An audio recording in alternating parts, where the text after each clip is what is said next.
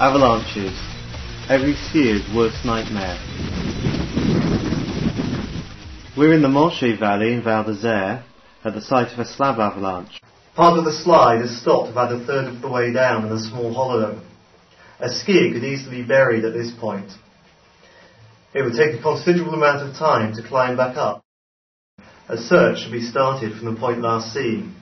A skier will be buried at an angle 60 degrees below this point. Items like rucksacks, ski poles, clothes and skis that can be seen on the surface also give a clue as to where a skier might be buried.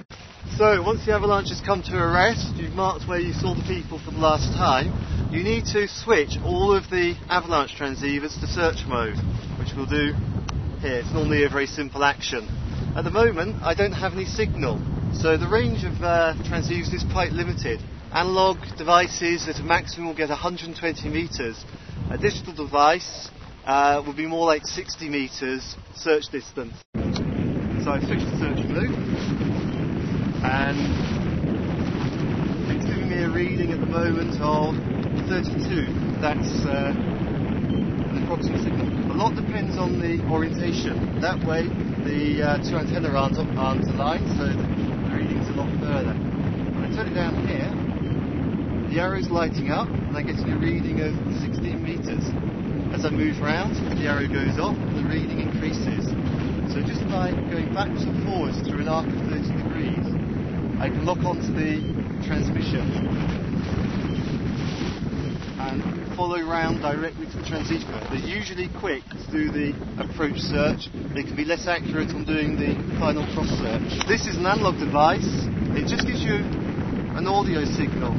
You have volume control, which will roughly equate to the distance the victim is away from you. So if I turn it on,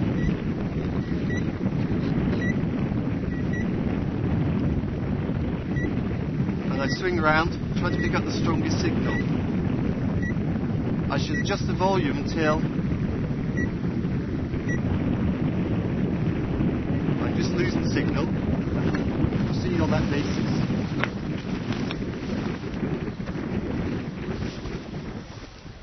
So we're now going to go up and search in a cross pattern to try and pick up a signal. Because I was below the two victims when the avalanche occurred, I'm having to climb back up to them, which as you can see is quite hard work. And it takes me around 5 minutes before I pick up the first signal. I basically crisscross across the avalanche debris towards the point last seen until I get a signal. I'm using a digital transceiver, which gives me a direction indication and also a distance readout. A digital transceiver basically is a little computer that places an interpretation on the analog signal that it picks up. The distance reading is fairly imprecise, it just gives you an indication. You just have to follow the direction indicator basically, although with multiple victims the search can be more complicated. When I approach the second victim, as you can see here, I perform a cross search to localise the transceiver. It's actually buried quite close to the surface, so this is straightforward.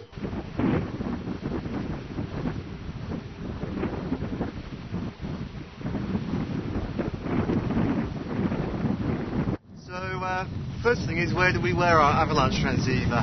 It should be as close to your body as you can, so it should be just outside your first layer. And you can see I've got an outer shell, then a fleece, and I've got my arbor worn on the side here. In fact, it would be even better beneath my salopettes. Two reasons for wearing it here.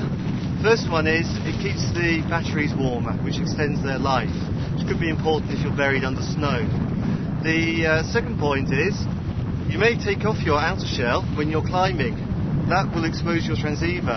There's a lot of force in an avalanche and it can rip your transceiver off your body quite easily. So if you keep it there, it should stay safe. Whatever you do, don't store it in your rucksack or anywhere else. A lot of people just buy the transceiver. Two things that are absolutely essential are a proper avalanche shovel and a probe. This is a collapsible autovox pole. It's used to localise the victim and can give you an indication of depth of burial. This is our avalanche zone. You should go in at right angles to the slope. dig at right angles. This gives you the minimum amount of digging to do. Don't go straight down. It's the hypotenuse rule that we all learned at school. So we hope that little tutorial has proved useful to you and given you some ideas. Remember, the golden rule when going off piste is, first of all, to choose your route. Make sure you're in a safe area. Then, if disaster does strike, avalanche transceiver, shovel and probe. Thanks a lot. Goodbye. Safe skiing.